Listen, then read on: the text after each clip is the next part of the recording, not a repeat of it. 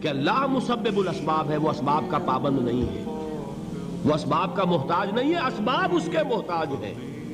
اگر یہ یقین ہے تو اللہ پر ایمان ہے، یہ نہیں ہے تو تمہارا ایمان اسباب پر ہے، وسائل پر ہے، ذرائع پر ہے، مادیات پر ہے، اللہ پر نہیں۔ اس وقت کہاں راستہ تھا؟ کوئی راستہ تھا؟ سمندر ہے اور ادھر سے لشکر آ گیا ہے۔ کلا ان معی ربی سیہدین۔ اب دیکھیے ایمان کہہ دینا آسان ہے، ہوا معکم اینما کنتم، جہاں کہیں بھی تم ہوتے ہو اللہ تمہارے ساتھ ہوتا ہے، لیکن اس کا یقین قائم ہو جائے تو زمین و آسمان کا فرق واقع ہوتا ہے۔ یہی بات ہوئی حضور کے ساتھ۔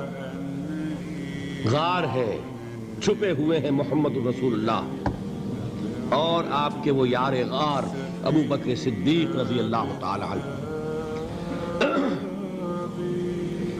اقبال نے حضرت ابو بکر کی شان میں چند اشعار کہیں صرف، لیکن واقعہ یہ ہے کہ بھاری بھاری نظموں پر اور قصیدوں پر بھاری، طویل ترین نظمیں اور قصیدے ہوں ان پر بھاری۔ ہمتیں ابو بکر کی ہمت جو ہے، کشت ملت را جو ابر، جیسے بارش سے کھیتی اپجتی ہے، ابو بکر کی ہمت اور عزیمت اس امت کو اسی طرح سینچنے والی ہے۔ ثانیے اسلام و غار و بدر و قبر، وہ دوسرے تھے اسلام میں، دوسرے پہلے کون تھے؟ انا اول المومنین، حضور فرماتے ہیں سب سے پہلا ایمان لانے والا میں، دوسرے ابو بکر۔ ویسے ہمارے ہاں یہ چلتا ہے اختلاف، حضرت علی پہلے ہیں کہ حضرت ابو بکر پہلے ہیں، لیکن اس میں بڑی خوبصورت تطبیق قائم کی ہے علماء نے اور بہت صحیح ہے۔ چار کے بارے میں فیصلہ ہی مت کرو کہ کون پہلے، ان کی ایک عجیب تقسیم کرتی ہے۔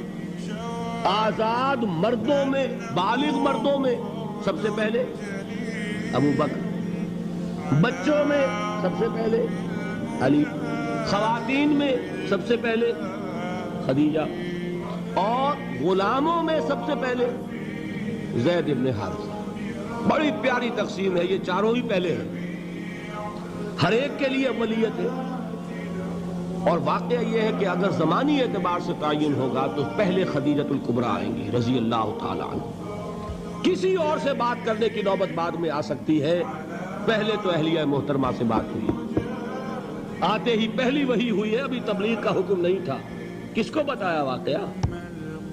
ابھی اپنی نبوت کی تبلیغ کا تو حکم ہی نہیں آیا۔ واقعہ کس کا ہے؟ وہ خدیجہ کا ہے۔ جب کہا ہے کہ خشیت علی نفسی، مجھے اپنی جان کا اندیشہ ہے، تو کیا جواب دیا خدیجہ نے رضی اللہ تعالی عنہا؟ وہ صدیقۃ الکبریٰ ہے۔ صدیقات جو ہے خواتین، ان میں چوٹی پر خدیجۃ الکبریٰ ہے رضی اللہ تعالی عنہ، اور صدیق جو مرد ہیں ان میں صدیق اکبر ہے ابو بکر صدیق رضی اللہ تعالی عنہ، لیکن صدیقات میں چوٹی۔ جب حضور نے فرمایا خشیت علی نفسی، کیا فرمایا؟ کیا عرض کیا؟ کیسے تسلی دی؟ نہیں، اللہ آپ کو ضائع نہیں کرے گا، آپ غریبوں کے ہمدرد ہیں، آپ مساکین کے تکالیف رفع کرنے والے ہیں، آپ بیواؤں کی سرپرستی کرتے ہیں، آپ مسافروں کی خدمت کرتے ہیں، اللہ آپ کو ضائع نہیں کرے گا۔ یہ یقین ہے اس خاتون کے اندر۔ خیر وہ ایک علیحدہ بات ہو جائے گی۔ میرے دل پر حضرت خدیجہ رضی اللہ تعالیٰ عنہ کی شخصیت کا بڑا گہرا نقش ہے، جو وہ کوئی اور ہی وقت اور موقع ہوا تو بیان ہوگا۔ بہرحال اقبال نے ایک مصرے میں جو چار اولیتیں جمع کر دی ہیں، ہمتیں کشت امت را چو ابر، ثانی اسلام و غار و بدر و قبر۔ اسلام میں حضور کے بعد پہلے کون؟ ابو بکر۔ غار میں حضور کے ساتھ کون؟ بکر۔ بدر کی رات اللہ کا رسول سربسجود، وہ جھاڑ، وہ گھاس پھوس کی جو جھوپڑی بنائی گئی تھی، اور وہاں تلوار ننگی لے کر پہرا دینے والا کون؟ ابو بکر۔ اور اس حجرہ عائشہ میں محمد کے بعد سب سے پہلے دفن ہونے والا کون؟ ابو بکر رضی اللہ تعالی عنہ صلی اللہ علیہ وسلم۔ وہ جو معاملہ میں سنا رہا تھا غار ثور کا، حضرت ابو بکر بھی حضور کے خیال سے لرز گئے ہیں. آپ کو یاد ہوگا کہ جا کر پہلے تمام جتنے سوراخ تھے انہیں بند کیا. ایک سوراخ رہ گیا تھا جس کو بند کرنے کے لیے کوئی کپڑا نہیں تھا. وہاں اپنی ایڑی رکھی ہے. تب کہا ہے حضور سے تشریف لائیے, اور اپنے زانو پر حضور کو لٹایا ہے. اور وہاں کسی موذی جانور نے کاٹا ہے.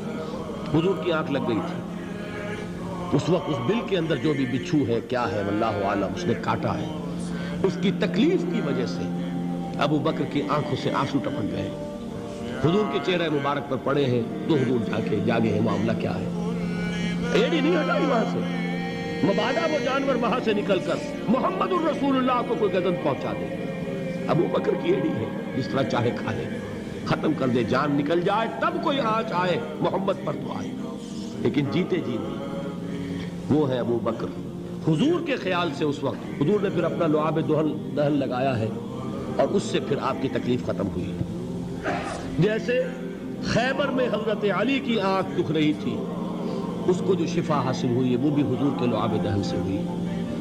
تو بہرحال اس وقت انہوں نے کہا ہے کہ اے نبی یا رسول اللہ, اگر اس وقت ان میں سے کسی نے غیر ارادی طور پر بھی اپنے قدموں کی طرف جھانک لیا تو پکڑے جائیں. کیا جواب تھا اللہ کے رسول کا؟ لا تحزن ان اللہ معنا. اللہ ہمارے ساتھ ہے, کیوں گھبراتے ہو ابو بکر؟ یہ ہے ایمان باللہ. میرا مالک اللہ, میرا رازق اللہ, میرا محافظ اللہ, میرا مددگار اللہ, میرا پشت پناہ اللہ, میرا دوست اللہ. یہ دوستی ہے اللہ کی جو لب لباب ہے, حاصل ہے ایمان کا. اسی کا نام ولایت ہے. اولیاء اللہ کے سروں پر سینگ نہیں ہوتے.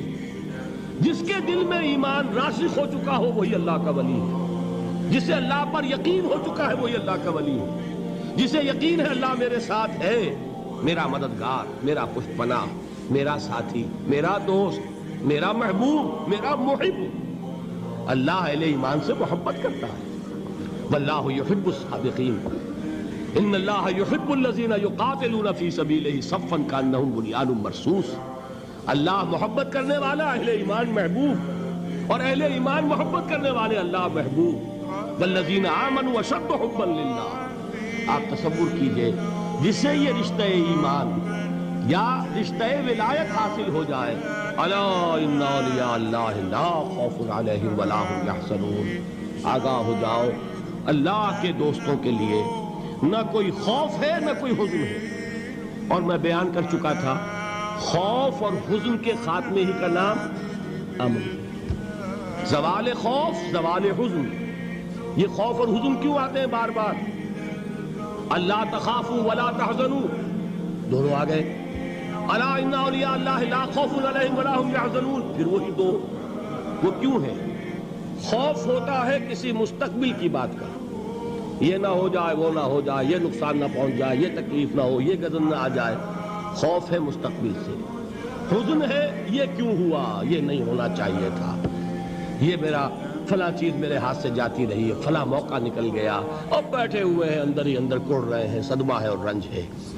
اور جو اللہ پر ایمان رکھتا ہے وہ جانتا ہے ما اصاب من مصیبت فی الارض ولا فی انفسکم الا فی کتاب من قبل ان نبرأها ان ذلک علی اللہ یسیر لکی لا تعصوا علی ما فاتکم ولا تفرحوا بما آتاکم واللہ لا یحب کل مختال فخور. اس زمین میں یا تمہاری جانوں میں کوئی تکلیف, کوئی مصیبت نہیں آ سکتی سوائے اس کے کہ جو اللہ نے لکھ دی ہو.